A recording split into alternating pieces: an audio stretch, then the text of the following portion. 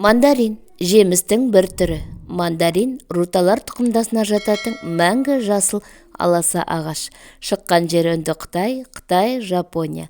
1805 жылдан Еуропа елдеріне жер сіндіріле бастады. Қытай, Испания, Мексика, Жапония, тағы да басқа елдердің субтропиктік және тропиктік аудандарында өсіріледі. Биіктігі 2-3 метр, діңгегінің бұтақтары тармақталып өседі, сабақтары жасыл, жапырағы жұмыртқа пішінді сопақшалау келеді.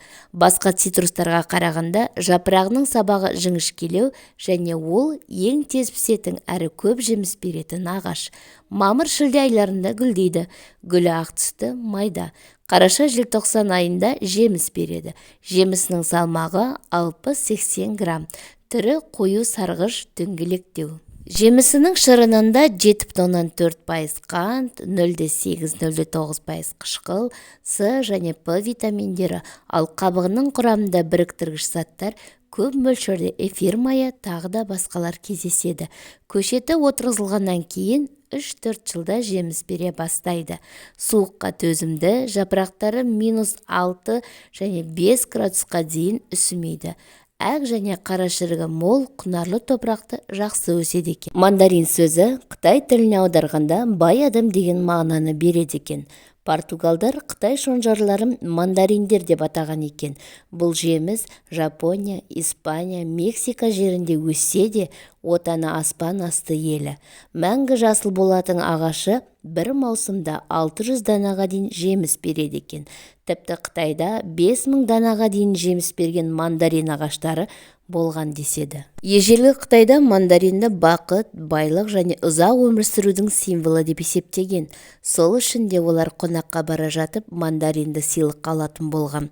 Өз кезегінде үй иесі кетіп бара жатқан қонағына осы жемісті сыйлаған. Сонымен қатар жаңа жылда міндетті түрде мандариндер қаптайтын уақыт.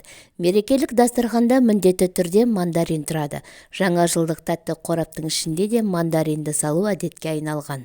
Бұл үрдіс жаңа жылда мандарин сыйлау дәстүрі көне Қытайдан қалған екен. Біздің заманымызға дейін 1-ші ғасырда пайда болған салт екен.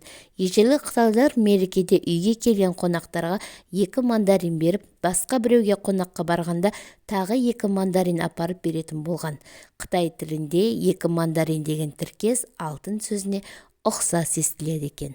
Мандариндер дәрумендерге бай болып келеді. Сондықтан ол бактерияларға қарсы әсер ететін функцияға ие. Мандариннің құрамында әртүрлі қышқыл А, Д, К дәрумендері, калий, магний, темір, фосфор, натрий және кальций сынды минералдар бар. Қабығында эфир майы, пигмент пен каротин болады. Әсіресе қыста жеген кезде дәруменнің жетіспеуін толықтырып, аскорбин қышқылының арқасында иммунитетті көтереді екен. Суықтан қорғап, тәбет ашып, асты жақсы қорытатын бұл жеміс С дәруменіне де бай екен. Негізінен мандарин адамның ыстығы көтерілгенде жақсы көмектеседі. Оның демікпе мен бронхит ауруларын емдеуде қолданады. Себебі мандарин құрамында амин қышқылы бар. Ол демікпеге қарсы тұруға және өкпені тазартуға жақсы көмектеседі. Сол үшін күнде таңертең 1 стақан мандарин шырынын ішкен абзал. Қатты жөтел кезінде мандариннің қабығын суға қайнатып ішсе, ауруды жазады. Асқазан ауырғанда да мандариннің өзі немесе шырынын ішкен өте пайдалы. Мандариннің қабығын тәбет ашатын, ас қорытуын жақсартатын сұйық дәрі жасауға пайдаланады екен. Ондай дәріні тамақтан 15-20 минут бұрын қабылдайды. Қыс кезінде ағзаны дәрумендермен қамтамасыз ету үшін мандаринді көптеп жеу керек. Суыққа қарсы тұратын иммунитет дәрумендері осы мандариннен табылады екен. Сонымен қатар мандаринді жеміс күйінде және тосап күйінде жеуге болады. Қабықтарынан эфир майы жасалынады. Қабықтарын үкіштен өткізіп, кекс, торт секілді тәтті тағамдарға қосылып пісіріліп желінсе, жүрек және қан тамырлары ауруларына пайдалы болып келеді екен. Тағы айта кететін жайт, мандарин тек жемісі ғана емес, оның қабығы да өте пайдалы. Оны тастай салуға асықпаңыз. Өйткені ондағы пайдалы заттарды ем ретінде іске асыруға болады. Мысалы, мандарин қабығы буын ауруларына, сондай-ақ иммунитетті көтеретін қасиетке ие. Тұмауратқанда да мандарин қабығынан жасалған тұнбаны ішіп, ауруды жеңуге мүмкіндігіңіз бар. Мұндай дәріні дайындауға 3 ас қасық кептірілген мандарин қабығы мен 2 стақан қайнаған су қажет. Қайнаған суды мандарин қабығына құйып 2 сағатқа қалдырасыз. Сөйтіп 2 ас қасық бал қосып, жылыдай жарты стақаннан күніне 3 рет қабылдау керек. Сонымен қатар қандағы қант мөлшерін түсіру үшін де мандарин қабығы көмекке келеді. Мұндайда 3 дана мандариннің қабығына 1 литр су құйып 10 минут қайнатасыз. Қайнатпаны суытып, күн сайын жарты стақаннан тамақтан 15 минут алдын қабылдаңыз. Сонда қандағы қант мөлшерде қалыпқа келеді. Іш кебу кезінде мандарин қабығын кептіріп майдалайсыз да тамаққа 1 шай қасығын қосып ішесіз. Сонымен қатар мұндай майдаланған мандарин қабығынан тыныс жолдары қабынғанда тұнба дайындап ішкен жөн. Мандариннің пайдасымен қатар зияны да болады. Мандарин ол цитрус жемісі, сондықтан жиі аллергия тудыруы мүмкін. Мандариннің құрамындағы аскорбин қышқылы асқазанның шырышты қабығын тітіркендіруі мүмкін. Сондықтан адамдар оны асқазан жарасына, қышқылдықтың жоғарылауына және асқазанның ішек қабыну ауруларының өршуіне қолдануға болмайды. Сонымен қатар олар гепатит, холецистит және нефритпен ауыратын адамдарға арналған диетадан шығарылуы керек.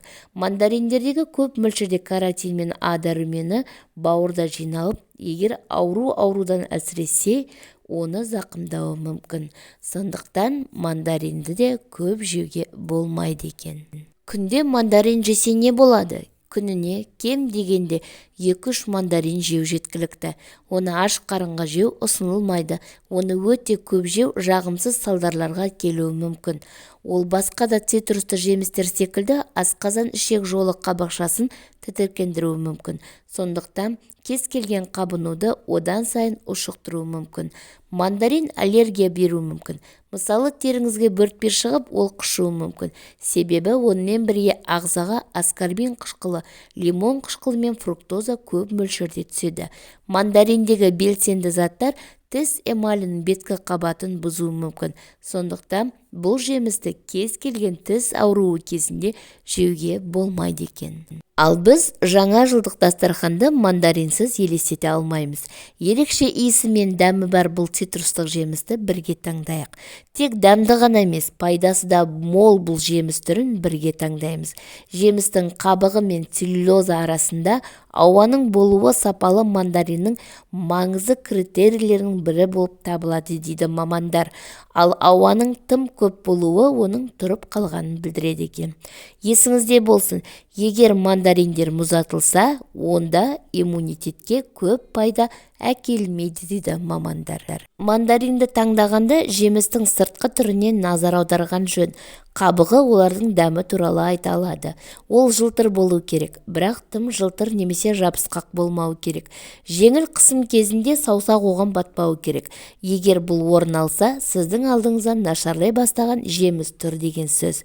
Сондай-ақ, жасыл дақтары немесе тамырлары бар мандариндерді сатып алмаңыз. Олар мүмкін мерзімнен бұрын жиналған және қышқыл және құрғақ болуы да мүмкін. Терінің түсі біркелкі болуы керек. Әдетте қараңғы болған сайын ет те тәтті болады. Піскен мандариннің сәл тегістелген формасы бар екенін есте ұстаған жөн. Жемісте цитрустың жаңа хош иісі болуы керек. Егер сіз шұңқырлы және тәтті мандаринге барғыңыз келсе, үлкен тері тесігі бар жемістерге барыңыз және оларды оңай жұлып алуға болады. Ақпарат пайдалы болса, арнама тіркеліп, лайк басып, пікір қалдырып, достарыңызбен бөлісуді ұмытпаңыз.